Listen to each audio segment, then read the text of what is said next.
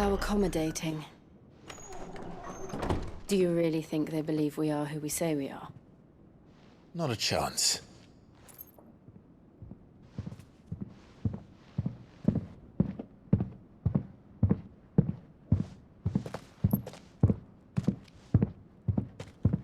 Right, I guess. My uncle believes we're imposters here to rob him.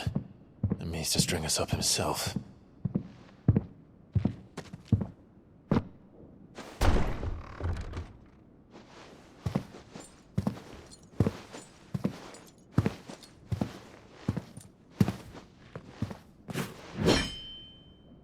Imagine my surprise when I was told my nephew had come to visit.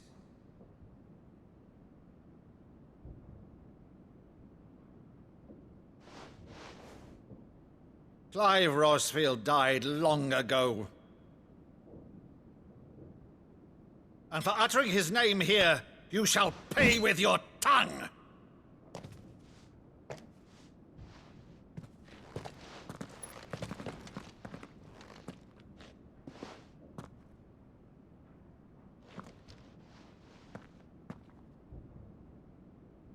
You would mock me as well?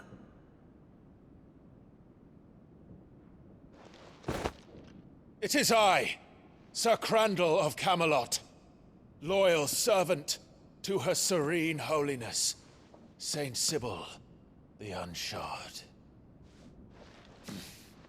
Meadow, thou vile sorcerer, for thy crimes against church and crown, I shall have thy head.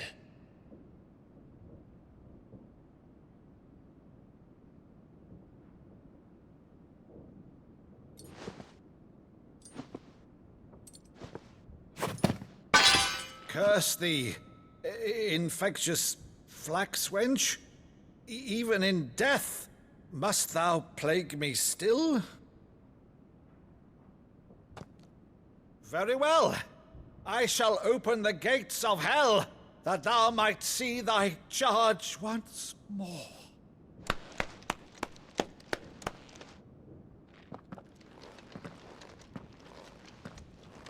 Bravo, Uncle. You're still the finest Meadow in the twins. Oh, Clive, my dear boy, it's really you.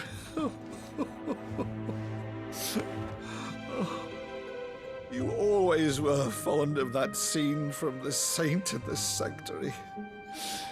Never did let me play Sir Crandall.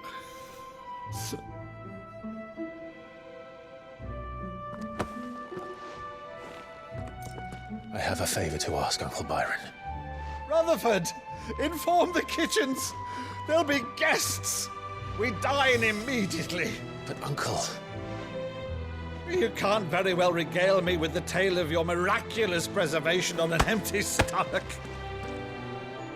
Go on, sit.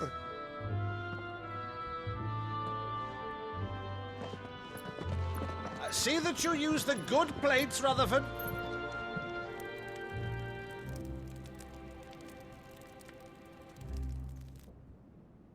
So you arrived late to one of her cullings, did you?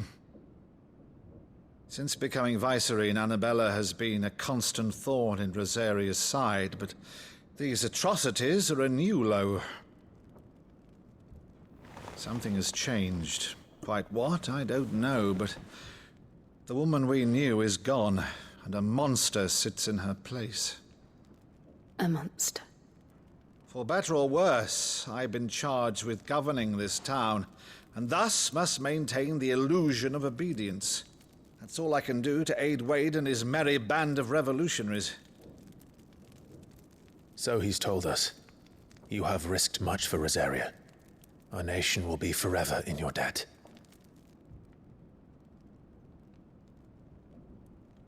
It has been 20 years, Clive. The nation your father and your forefathers fought to defend is no more. Perhaps it would be otherwise had I the courage of my brother.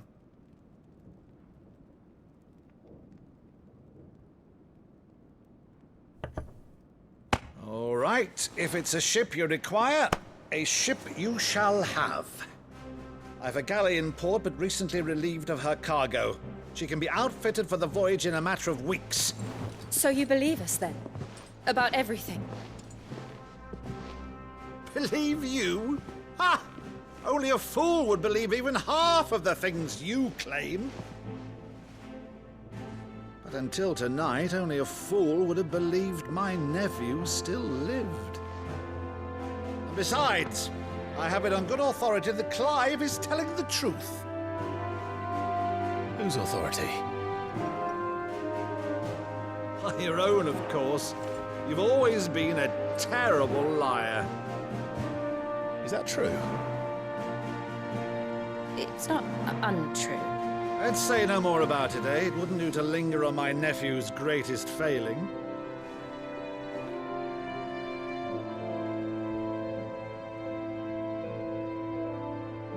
The one thing I cannot believe, though, is all this about you being Sid. You were always such a good boy, but now you're quite the outlaw. Which, if I'm not mistaken, would make me an outlaw's uncle. Right then, who shall we pillage first? Rutherford, fetch me my cutlass. This will be fun.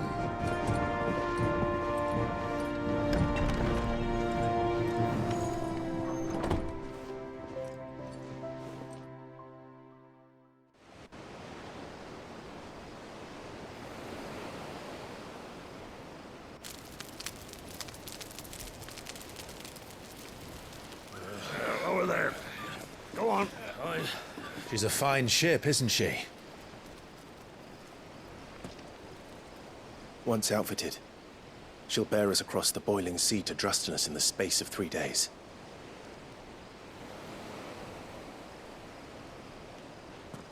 Something on your mind?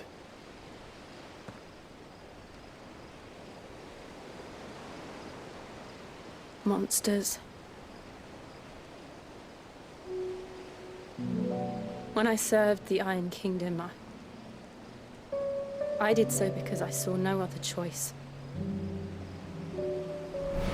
Because once they learned that the lash would not move me, they turned it on those who could.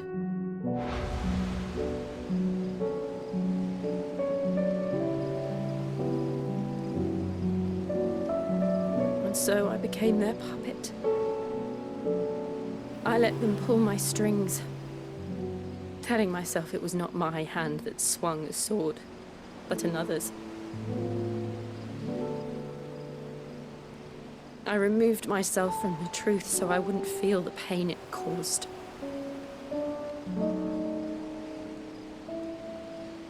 And before I knew it, I no longer felt anything. Anything at all.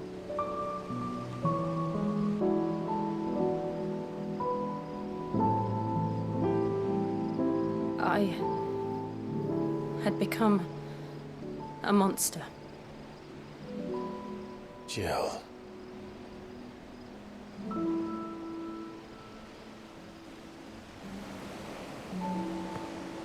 I don't want to be a monster, Clive. Do you understand? I want to choose a different path, a better path. To live on my own terms. But before I can do that, I need to come to terms with my past.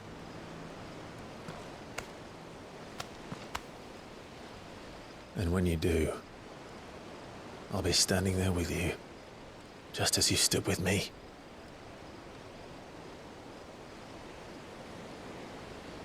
Thank you, Clive. I must atone for my sins. Only then, when it's done, will the monster cease to be. Just promise me that you won't die with it.